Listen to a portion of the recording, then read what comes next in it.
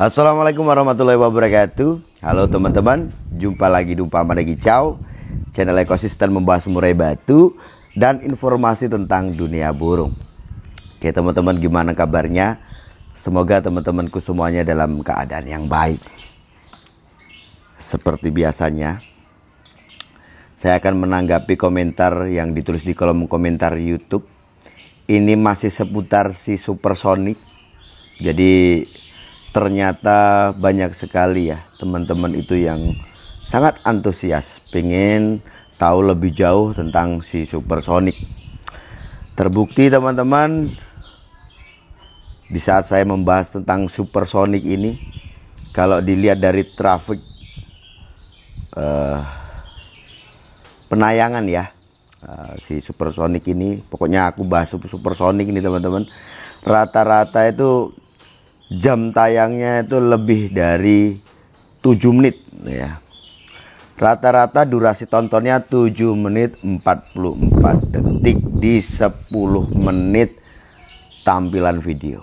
Nah, ini sesuatu yang luar biasa teman-teman ya. Kalau kita pelajari tentang teknis di YouTube itu bagus ya. 3 menit pertama itu juga udah bagus. Ini sampai ke menit 44 detik. Wah, ini luar biasa. Artinya saya membaca di sini teman-teman itu sangat menyukai ya di saat saya membahas tentang si supersonic. Oke teman-teman,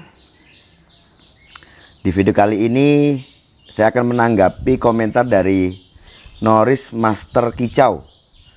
EF jangkrik supersonic pakai jangkrik apa? Dikasih sebelum jemur atau setelah jemur? Tolong dibuatkan konten. Oke, terima kasih. Cuman ini teman-teman, mungkin konten ini tidak cocok untuk teman-temanku yang di luar Jawa ya. Kenapa Om Sanda mengatakan itu? Karena kalau di luar Jawa ya, seperti mana di Lampung, di Kalimantan, ini kan rata-rata jangkrik itu kan jangkrik alam. Kok bisa seperti itu Om Sanda?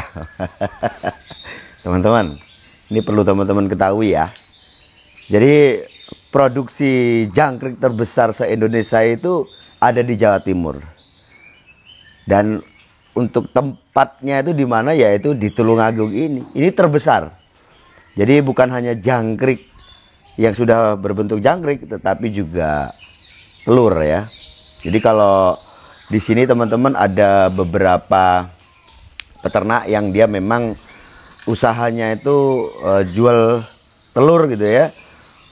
Waktu Om Sanda paket atau barengan marketnya gitu di beberapa jasa paket, itu saya sering bareng dan saya tahu ya, taruh di tempat-tempat besek itu ya, itu telur jangkrik. Jumlahnya banyak sekali. Dan rata-rata itu luar pulau ya, kebanyakan tuh luar pulau. Artinya apa? Teman-teman yang ada di luar pulau ini membudidaya jangkrik ini ya, itu yang paling efektif memang dari telur. Jadi nggak repot harus memproduksi telurnya, itu kan ribet, itu prosesnya kan banyak. Jadi kalau beli telur itu hanya menetaskan jangkriknya saja gitu loh teman-teman ya. Jadi enak. Nah, itu semua itu rata-rata memang itu di Tulungagung. Paling banyak terbesar itu di Tulungagung. Gitu kan ya. Oke. Nah, rata-rata yang saya tahu nih, telur jangkrik yang dikirim ke ya, Kalimantan, Sumatera gitu ya, itu rata-rata jangkrik alam. Artinya di sana itu paling banyak kan jangkriknya jangkrik alam.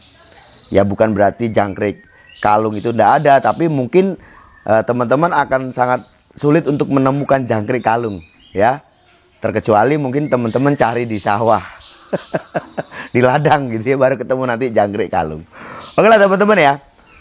Jadi gini, karena yang ditanyakan itu mungkin ini Mas Noris Master Kicau ini orang yang tinggalnya di Pulau Jawa ya. Artinya di situ ada pilihan memang untuk jangkriknya, jangkrik kalung atau jangkrik alam. Nah, yang aku kasih itu jangkriknya jangkrik alam. Ya, jadi kenapa, alasannya apa? Nanti saya akan jabarkan nih teman-teman, kenapa orang juga milih, kenapa ada pertanyaan seperti ini, gitu ya. Jadi gini, alasan saya kasih jangkrik alam itu karena hampir di semua burung murai yang saya pelihara itu saya kasih jangkrik alam. Nah, mungkin ada dari teman-teman terus bertanya nih kan, ya Om, katanya murai itu karakternya berbeda-beda, dengan settingan juga berbeda-beda. Ada burung yang cocoknya pakai jangkrik alam, ada yang pakai jangkrik kalung. Oke, itu memang benar. Tetapi itu bukan berarti tidak bisa disiasati. Teman-teman, jangkrik alam itu diyakini cukup cepat untuk menaikkan birahi. Ya. Kalau untuk jangkrik kalung itu lebih ke stamina. Terus dia juga tidak cepat untuk menaikkan birahi. Nah, ini kan bicara tentang jumlah. Ya kan? Ini kan bicara tentang jumlah. Toh sekarang tuh teman-teman, kalau kita pengen mensiasati ini tadi, ya anggap aja kita pengen dapatkan tenaga, ya. Terus untuk birahi kita harus pertahankan gitu kan ya. Ya kita kasih jangkriknya, anggap aja jangkrik alam. Nanti untuk tenaga kita bisa kasih suplemen. Ya kan udah modern sekarang ini. Gitu kan ya. Jadi kalau masalah jangkriknya apa, aku kasihnya kan jangkrik alam. Ya kan? Terus untuk burung-burung yang saya pelihara rata-rata pakai jangkrik alam, alasannya karena ya sudah terbiasa. Dan kalaupun itu bicara tentang settingan, yang namanya setting kan perlu kita raba-raba.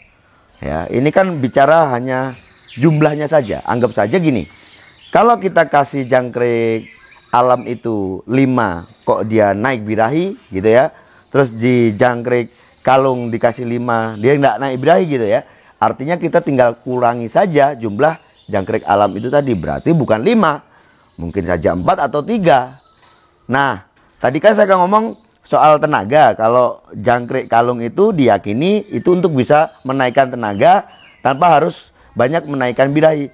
Ya, kalau untuk tenaganya bagaimana? Ya kita bisa siasati pakai suplemen. Gitu ya. Paham kan teman-teman ya? Terus soal dikasih sebelum jemur atau setelah jemur. Jadi ini sebenarnya nggak begitu signifikan lah teman-teman ya perbedaannya. Ini tinggal kita pembiasaan aja ke burung kita. Dan saya membiasakan di burung-burung yang saya rawat itu saya kasih EF itu setelah dijemur. Ngomong-ngomong soal burung tentang settingan, ini kan tidak terlepas dari konsisten ya dalam kita memberikan. Jadi burung itu kan dia pasti akan mengingat ya kapan kita berikan jangkriknya ya. Tentu saja kalau kita konsisten dalam menerapkan kapan waktunya itu, maka ya sistem metabolis dia juga pasti akan menyesuaikan. Gitu Om ya. Oke. Saya ulangi ya, untuk masalah jangkrik saya berikan jangkrik alam ke Supersonic dengan jumlahnya untuk saat ini itu jumlahnya 5. Oke. Yang tadinya 7 ya, saya rubah jadi 5. Terus untuk setutnya ini kan nggak ada apa yang ditanyakan nih tadi kan ya. Setutnya bagaimana? Oke, aku kasih plus nih ya. Kasih tambahan ini. Ya, jadi untuk setutnya si Supersonic itu nanti sebelum gantang, 2 sesi sebelum gantang dia ditambahkan jangkrik. Yang dulunya itu 7, sekarang itu 5. Ya, jadi mau gantang 2 sesi sebelum gantang itu disetut pakai jangkrik. Terus nanti di sesi kedua itu nggak dikasih setut lagi. Ya. Untuk sesi yang ketiga baru nanti ada setut lagi. Jadi sesi pertama ada setut, sesi kedua tidak. Kalau dia harus main 3 sesi, kan pernah main 3 sesi di SKN tuh, masuk terus tuh, juara terus tuh kan ya. 3 sesi ya. Wah, ini ada orang bilang Om Sanda ini apa? Ambisi katanya seperti itu.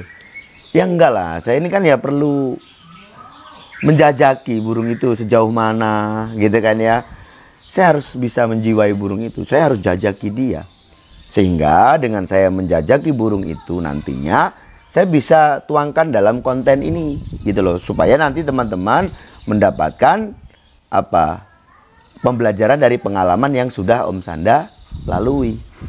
Gitu teman-teman ya. Saya rasa cukup sekian. Sukses selalu.